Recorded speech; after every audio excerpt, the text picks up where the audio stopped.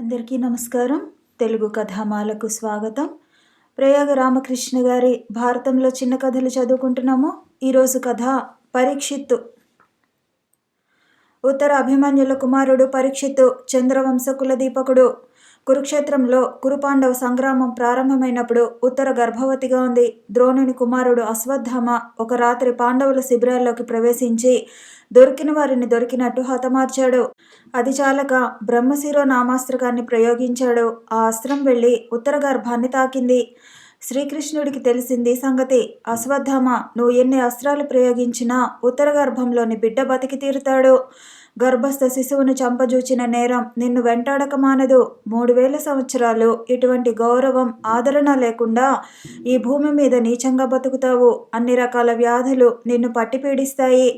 కానీ ఈ బిడ్డ పునర్జీవితుడై సకల విద్యలు నేర్చుకొని 60 ఏళ్ల పాటు ప్రజారంజకంగా రాజ్యపాలన చేస్తాడు అని పలికాడు. భారత యుద్ధం పరిసమాప్తం కావస్తున్నప్పుడు ధర్మపుత్రుడు అశ్వమేధ యాగం చేశాడు. హస్తినాపురంలో జరిగిన ఆ యాగానికి శ్రీకృష్ణుడితో సహా ఎందరో ప్రముఖులు వచ్చారు. ఆ సమయంలో ఉత్తర నెలలు నిండకుండానే మృత శిశువుని కన్నది. శ్రీకృష్ణుడికి వార్త తెలిసింది. నేను పరిహాసానికైనా అసత్యమాడని వాడనైతే, యుద్ధం నుండి మరలని వాడనైతే ఈ శిశువు జీవించుగాక. నాకు ధర్మమే ప్రియమైతే, విప్రుల పట్ల గౌరవం కలిగిన వాడనైతే, అర్జునుడి పట్ల ప్రేమాభిమానాలు ఉంటే, సత్యం ధర్మం నా యందు నిశ్చలంగా ఉంటే నా మేనల్లుడి కుమారుడు పునర్జీవితుడగుగాక అని మృత శిశువును స్పృశించాడు. పిల్లవాడు మెల్లిగా కదిలాడు. వంశం పరిక్షీణం కాగా అభిమన్యుడికి జన్మించినవాడు కాబట్టి ఆ పిల్లవాడు పరీక్షిత్తు అయ్యాడు. పరీక్షిత్తు పెరిగి పెద్దవాడయ్యాడు. రాకుమారి మాద్రవతిని పెళ్లి చేసుకున్నాడు. ఆ దంపతులకు జనమేజయ, శత్రుసేన, ఉగ్రసేన, భీమసేన అనే 4 కుమారులు కలిగారు. పరీక్షిత్తుకి వేటంటే ప్రాణం. ఒకసారి జంతువులను వేటాడేందుకు అడవికి వెళ్ళాడు. అక్కడ లేడిపిల్లను చూసి ముచ్చటపడి బాణం వదిలాడు. అది తప్పించుకుని పారిపోతుండగా దాని వెంటబడ్డాడు. పరిగెత్తి అలసిపోయాడు. కానీ కనిపించలేదది. అక్కడికి దగ్గరలోనే ధ్యాన నిష్ఠలో మునిగిన ఒక ముని కనిపించాడు. ఆయన దగ్గరకు వెళ్ళి లేడిపిల్లను గురించి అడిగాడు. తపోదీక్షలో ఉన్న మునికి ఆ మాటలు వినిపించలేదు. ఆయన సమాధానం ఇవ్వలేదు. మహారాజు కోపగించి ఆ పక్కన నేల మీద పడి ఉన్న మృత సర్పాన్ని మునిమడలో వేసి వెళ్ళాడు. ఆ మునికో కుమారుడు ఉన్నాడు. అతని పేరు గవిజాతుడు. స్నేహితులతో అతను ఆడుకుంటూ ఉండగా మరో మునికుమారుడు అతని దగ్గరకు వచ్చి, గవిజాత, నీ తండ్రి అచ్చు శివుడిలా ఉన్నాడు. ఇద్దరి మెడల్లోనూ పాములు ఉన్నాయి. అయితే తేడా ఏమిటంటే శివుడి మెడలో సజీవ సర్పాలుంటాయి, నీ తండ్రి మెడలో చనిపోయిన పాములున్నాయి అన్నాడు.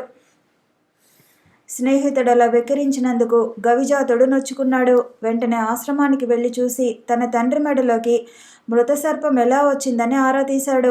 సమాధానం దొరకలేదు. ఆగ్రహం వచ్చి, నా తండ్రి మెడలో మృత సర్పాన్ని ఎవరైతే వేశారో వారు 7 రోజుల్లోగా విషసర్పం తక్షకుడి వాత పడి మరణింతురుగాక అని తీవ్రంగా పలికాడు. ఆ తర్వాత ఆ పని చేసింది సాక్షాత్తు పరీక్షిత్తు మహారాజేనని గవిజాతుడికి తెలిసింది. పుణ్యాత్ముడైన పరీక్షిత్తు ఇంత కూడని పని ఎలా చేశాడా అని విచారించి వెంటనే తను ఇచ్చిన శాపం గురించి మరో మునికుమారుడు గురుముఖుడి ద్వారా రాజుకి తెలియపరిచాడు. పరీక్షిత్తు భయపడి మంత్రులందరినీ సమావేశపరిచి తక్షకుడి బారి నుంచి బయటపడి శాపాన్ని తప్పించుకునే మార్గం చెప్పమని అడిగాడు. వారు అతిపెద్దదైన ఒక వంటి స్తంభాన్ని నిర్మించి దాని మీద ఒక భవనాన్ని కట్టారు. దాని చుట్టూరా రక్షణ ఏర్పరిచారు. విషానికి విరుగుడు కల్పించే విద్య నేర్చిన పెద్దలందరినీ పిలిపించి ఆ స్తంభం చుట్టూరా కూర్చోబెట్టి విష వైద్య మంత్రాలు పఠించమన్నారు. వంటి స్తంభం మేడ మీద గదిలో చీమ కూడా చొరబడడానికి లేకుండా తలుపులన్నీ బంధించుకుని కూర్చున్నాడు రాజుగారు. 6 రోజులు గడిచాయి. 7వ రోజున పరీక్షిత్తు మహారాజు కబురంపగా విషవైద్య నిపుణుడు కశ్యప మహర్షి వంటి స్తంభం మేడ దగ్గరికి బయలుదేరాడు. తక్షకుడు కూడా విప్రుడి వేషంలో వెళ్తున్నాడు. ఇద్దరు మార్గమధ్యంలో కలుసుకున్నారు. కశ్యప మహర్షి, నేను తక్షకుణ్ణి, ఘోర విషసర్పాన్ని. మహారాజును రక్షించేందుకు నీవు చేసే ప్రయత్నాలేవీ ఫలించవు. నా విషపు కోరలకు గురైన తర్వాత మొక్కైనా మనిషైనా ఎవరూ బ్రతకడానికి వీల్లేదు అని ఎదురుగా ఉన్న పచ్చటి అరటి చెట్టును కాటు వేశాడు. అది తక్షణం నిలువెల్లా నల్లబడి నిర్జీవమైంది. కశ్యపుడు నవ్వి, విషహారి మంత్రం పఠించి చేతిలో నీళ్లు తీసుకుని ఆ మంత్రవృక్షంపై చిలికాడు. మళ్ళీ పచ్చటి చెట్టుగా నిలిచిందది. తక్షకుడు నివ్వెరపోయాడు. సొమ్ము ఎరజూపి మునిని మళ్లించి మేడ చేరాడు. మహారాజు ప్రాణాలు కాపాడేందుకు మంత్రులు చేసిన కట్టుదిట్టం చూసి తక్షకుడు ఆశ్చర్యపోయాడు. చివరికి ఒక ఉపాయం ఆలోచించి తన మిత్రులందరినీ బ్రాహ్మణుల వేషాల్లో రప్పించి రకరకాల పళ్ళు పూలు రాజుగారికి బహుమానాలుగా ఆయన సేవకుల ద్వారానే లోపలికి పంపాడు. మిసమిసలాడే ఒక పండులో క్రిమి రూపాన తను దాక్కున్నాడు. రాజుగారి భటులు ఆ పళ్ళు పూలు తీసుకుని లోపలికి వెళ్ళారు. రాజుగారు వాటిలోంచి మిసమిసలాడుతున్న ఆ పండుని తీసుకుని కత్తితో 2 ముక్కలు చేశారు. వాటి మధ్యలో ఆయనకు ఎర్రటి క్రిమి ఒకటి కనిపించింది. చేతితో దానిని తీసేయబోయారు. వెంటనే అది కాలకూట సర్పంగా మారి రాజుగారిని కాటేసింది. మరుక్షణం మాయమైపోయింది. మరొక చిన్న కథతో మళ్ళీ కలుసుకుందాము. ఈ వీడియో నచ్చితే లైక్ చేయండి, షేర్ చేయండి, కామెంట్ చేయండి, ఛానల్ని సబ్స్క్రైబ్ చేయండి.